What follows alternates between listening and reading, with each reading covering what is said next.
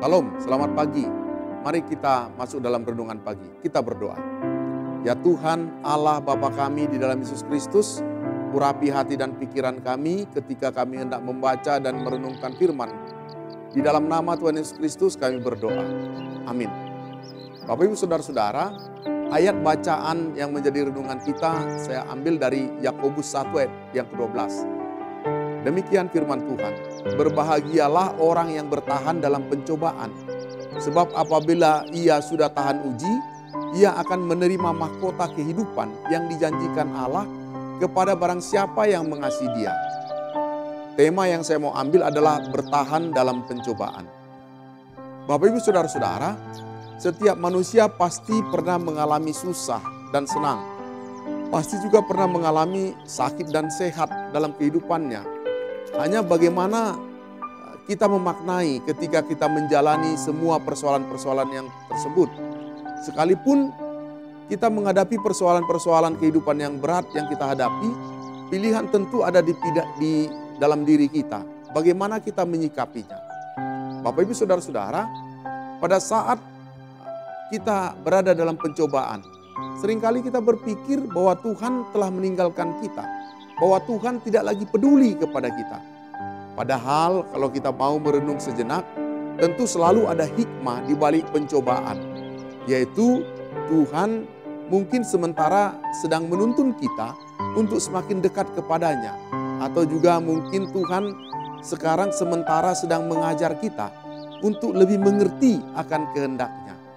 Melalui pencobaan, Tuhan seringkali juga membersihkan kita seperti ranting-ranting supaya dapat berbuah lebih lebat lagi. Itu menurut Yohanes 15 ayat yang kedua.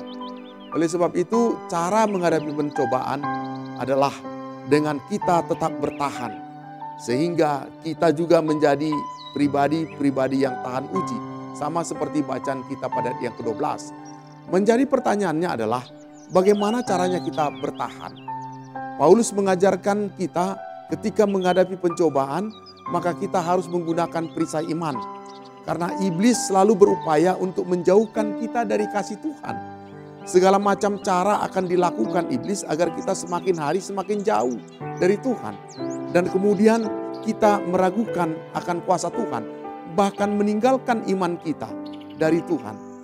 Disitulah kita harus terus belajar tetap beriman kepada Tuhan. Imanlah yang membuat kita bertahan.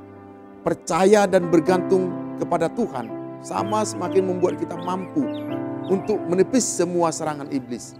Iman akan membuat kita kembali kepada Tuhan. Inilah yang disebut dengan ketekunan. Istilah ketekunan itu yang digunakan Yakobus di dalam bacaan kita adalah hupomone, yang berarti ketekunan. Hupomone juga yang berarti kesabaran, ketahanan sebagai suatu kemampuan menghadapi sesuatu yang sulit dan sukar. Dengan kata lain, tidak akan ada ketekunan, ketahanan atau kesabaran jika tidak melalui pencobaan dan kesukaran hidup. Pertanyaannya, kepada siapa yang dapat kita bertahan? Yakobus berkata, justru ketika kita bertahan, berbahagialah atau bergembiralah atau bersukacitalah. Mengapa? Karena orang yang dapat bertahan lama-lama akan menjadi kuat dalam menghadapi pencobaan-pencobaan yang berikutnya. Mungkin pencobaan yang akan datang di kemudian. Dan orang tersebut akan menjadi tahan uji. Dan setelah itu kita akan menerima mahkota kehidupan yang telah dijanjikan kepada setiap orang yang percaya. Mahkota itu merupakan simbol kemenangan yang biasanya diberikan kepada para pemenang di dalam pertandingan olahraga. Bukan hanya sebagai simbol kemenangan, mahkota juga dapat dianggap sebagai simbol kehormatan. Bapak Ibu Saudara-saudara, apakah mahkota bagi kita yang bertahan dalam menghadapi pencobaan?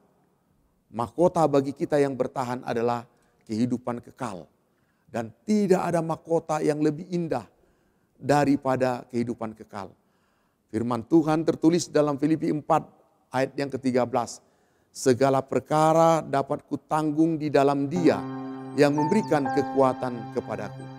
Bapak Ibu Saudara-saudara, melalui pencobaan iman kita akan semakin dilatih untuk bertumbuh dan menjadi dewasa.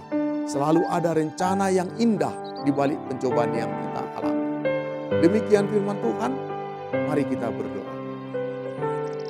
Firman-Mu yang kembali menguatkan dan meneguhkan kami untuk kami tetap bertahan ketika menghadapi pergumulan dan pencobaan.